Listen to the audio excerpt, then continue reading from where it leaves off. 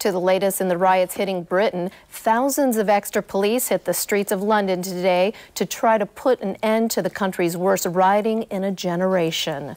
But there was no stopping the brazen rioters from continuing their rampage of violence elsewhere in Britain for a fourth straight night.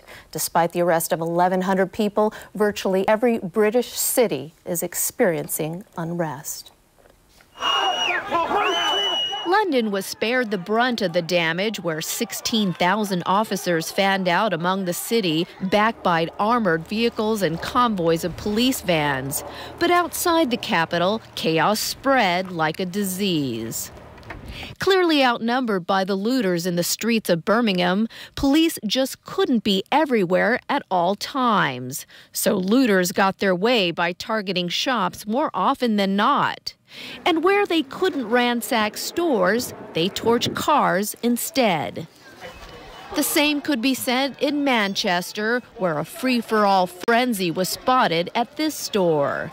Youngsters were seen taking whatever they wanted out of the stores and waltzing right out.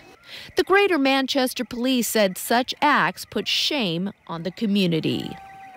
And we will leave no stone unturned in bringing to justice those people who committed these wanton acts of violence and criminality. Vigilantes sprung out in the community of New Addington, where residents stood guard over their neighborhoods. And they just want to make sure that we protect ourselves and our families, really.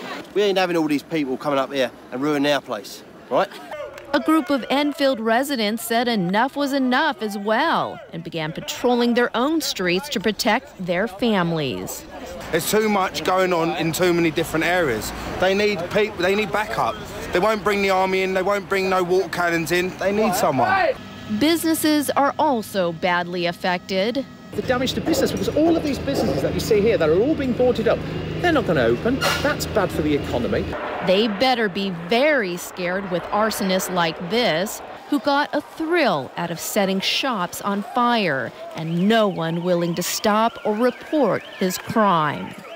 Using plastic bullets to ward off lawlessness is a matter Prime Minister David Cameron and Parliament are seriously considering. The riots may have been triggered by the fatal police shooting of a man in Tottenham, but they've taken on a life of their own as the infernos and lootings rage on.